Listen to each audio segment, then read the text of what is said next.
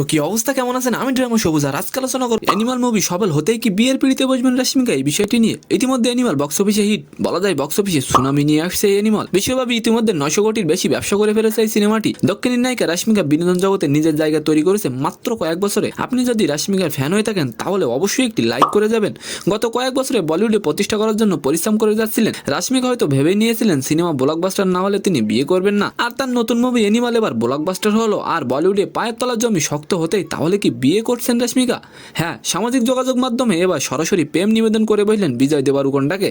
নিজেদের প্রেম নিয়ে জনসম্মুখে কখনো মুখ খোলেননি বিজয় বা রাশ্মিকার কেউই। তাদের ভক্তদেরও কৌতূহল ছিল অনেক বেশি। গীত গোবিন্দম ছবির সেটে তাদের প্রথম বন্ধুত্ব হয়, তারপর তাদের পরের ছবি ডেয়ার কমরেডের সেটে একে অপরের প্রেমে পড়েন তারা। পারিবারিকভাবেও তাদেরকে একসাথে অনেকবার দেখা গেছে। তবে ধারণা করা হচ্ছে বিজয়কে যখন সরাসরি রাশ্মিকা প্রেম নিবেদন করলেন তাহলে এবার তাদের বিয়েটা হয়ে যাবে।